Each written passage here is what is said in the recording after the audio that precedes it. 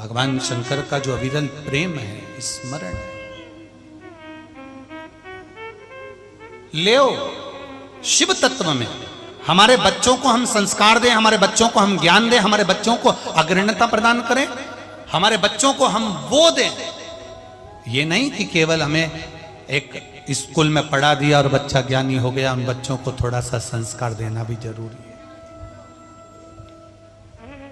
उन बच्चों को श्रेष्ठ संस्कार देना भी जरूरी है। शिव कथा कह रही है, भगवान शंकर का संवाद कर रहा है, भगवान शंकर की पावन कथा कर रहे हैं। महाराज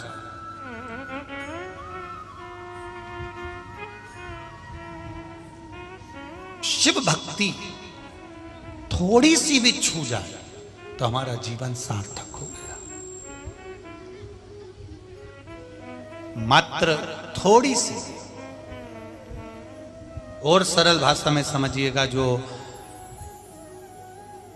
झाड़ू लगाने के लिए लोग नौकर रख लेते हैं, बर्तन मांजने के लिए लोग नौकर रख लेते हैं, पर ऐसा कोई व्यक्ति आज तक तुमने देखा कि तुमने एक थाली में, एक कठौते में, एक पात्र में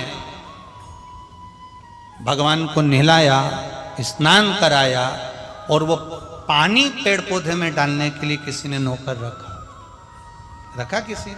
नहीं। पानी तो साफ। अपन ने बच्चे को आवाज लगाई, छोरा, ए छोरा इधर आ। हाँ दादी, ले ये पानी डाल के आ। तो कहां लेके जाएगा वो पानी को? बोलो बोलो, जम के बोलो। बाथरूम में? नहीं। कहां लेकर जाएगा? तुलसी के क्यारे में। और लेकर जा रहा है बहुत धीरे से, एक बूंद नहीं गिरना चाहिए। क्या है इसमें? भगवान के स्नान का, बोलो बोलो बोलो जम के, जल। अभी जब स्नान करा रही थी, जब पानी था, नाम चेंज हो गया। अब क्या हो गया? स्नान का जल। एक बूंद नहीं गिरना चाहिए, आराम से ले जाना।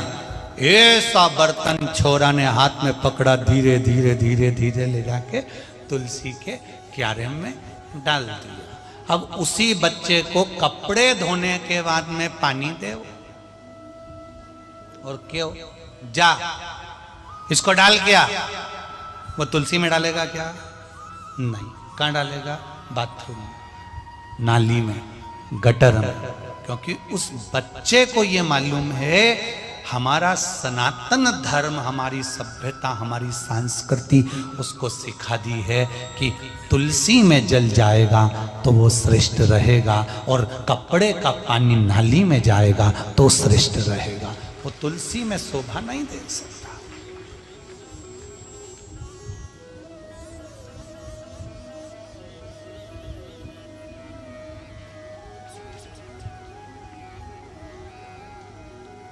तुमने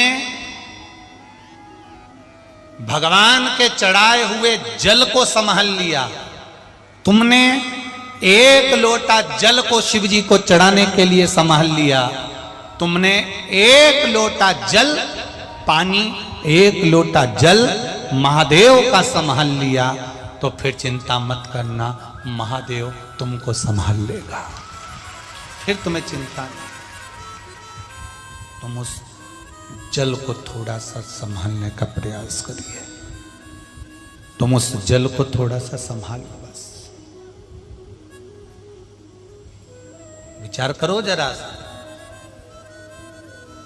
लड्डू गोपाल थे, शंख था, गरुण घंटी थी, बहुत सारा देवता होम था। सबको थाली में स्नान कराया, जल चढ़ाया, पानी चढ़ाया, और पानी केवल भगवान से छुआ तो वो जल बन गया। जल बन गया तो वो गटर में नहीं गया, नाली में नहीं गया, वो तुलसी के, बोलो बोलो जम के, क्यारे में गया। केवल पानी भगवान से टच हुआ तो तुलसी के क्यारे में जाता है। इंसान जब शिवलिंग से टच होता है तो महादेव के पास जाता है। केवल जल छुआ था और वो जल, वो पानी केवल छूने से तुलसी तक चले गया। वो ही पानी कपड़े में छुआया तो बाथरूम में गया। कपड़े का पानी बाथरूम में जाता, गटर में जाता है, और वही पानी भगवान से छू जाता है तो तुलसी के क्यारे में चले जाता है। कितनी वैल्यू है केवल भगवान के मंदिर तक जाने में और पानी को मात्र छूने में। इतना फर्क पड़ जाता है कि पानी भगवान से छूकर तुलसी के क्यारे तक चला जाता है। हम भी जब जल चढ़ाते हैं देवाधिदेव महादेव को, और लोग कहते हैं शंकर जी को जल चढ़ाने से क्या होता है, उनको समझा देना। मात्र पानी भगवान को चढ़ाया घर के अंदर और वो पानी मात्र भगवान से छू गया तो तुलसी के क्यारे में चला गया। और हम जब रोज महादेव को जल चढ़ाएंगे, महादेव से हमारा हाथ, हमारा जल, हमारा पात्र, हमारा स्पर्श मात्र भी जरा सा हो गया तो हम भी उस महादेव के हो जाएंगे। ये निश्चित है, वो हमें संभाल लेगा। ये निश्चित है, वो हमको संभाल लेगा। तुम उसका एक लोटा जल संभालो, वो तुम्हें संभालेगा। तुम उसका भजन संभालो, तुम उसकी कथा संभालो, तुम उसका मंत्र जाप संभालो। तुम श्री शिवाय जम के बोलो जरा, श्री शिवाय नमस्तुभ्यम। तुम उसका मंत्र संभालो और उस मंत्र की प्रबलता जानो, उस मंत्र की दृढ़ता जानो। हम आपसे भी कहेंगे। एक पत्र आया है, देखिए।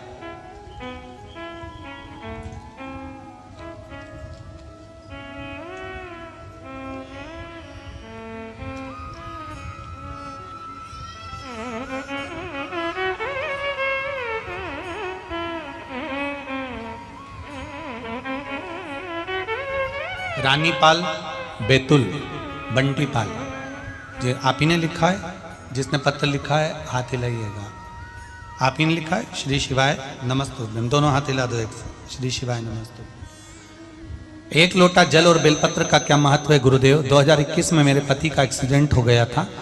उनका घुटना टूट गया था, उसको ऑपरेशन कराया, कुछ उपाय किए और वह बाबा की कृपा से ठीक हो गए थे।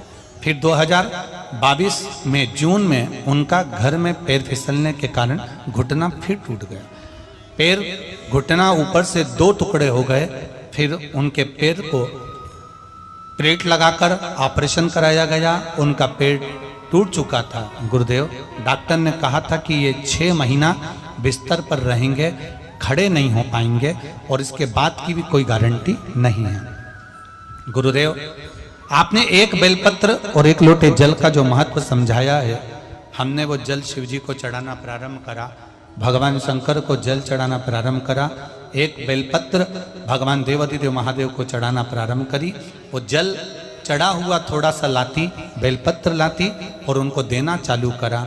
गुरुजी, डॉक्टर 6 महीने का कह रहे थे, उनको मात्र 3 महीने में बाबा ने चलाना फिराना प्रारंभ कर दिया। और बाबा को बहुत बहुत धन्यवाद। आज वो भी यहाँ सेवा में भोजन व्यवस्था में लगे हुए हैं।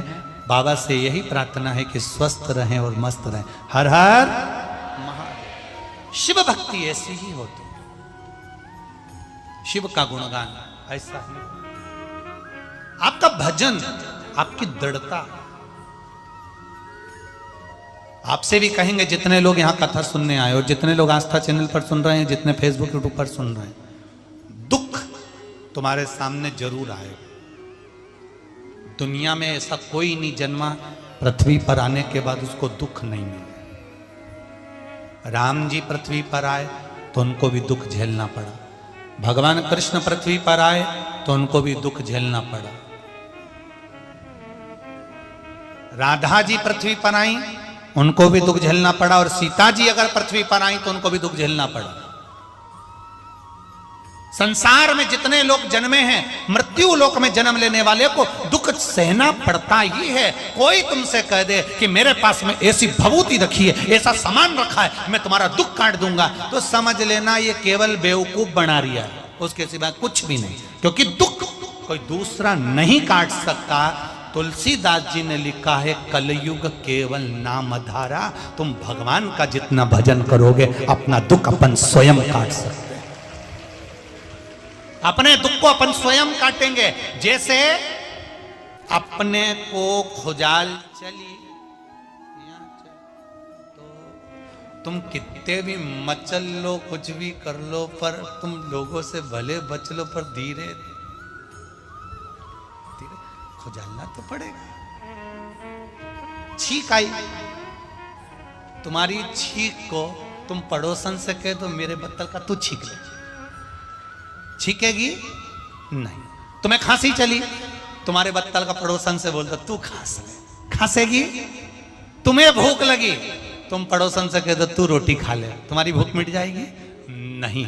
जैसे हमको खुजाना भी हमारा है, खांसी भी हमारी है, उसी तरह दुख भी हमारा है, तो भोगना भी हमको ही है, और उस दुख को भजन के बल पर समाप्त भी हमको ही करना, कोई दूसरा नहीं करेगा। सियोर वाला महाराज तुम्हारा दुख नहीं मिटाएगा, इतना याद रखना बैतुल वालों अच्छे से।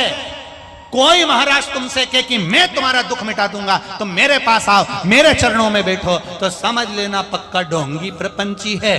सियोर वाला महाराज में भी दम नहीं कि वो तुम्हारा दुख मिटा दे। तुम्हारा दुख तुम एक लोटा जल जब महादेव को चढ़ाओगी तो दुख वो मिटाएगा।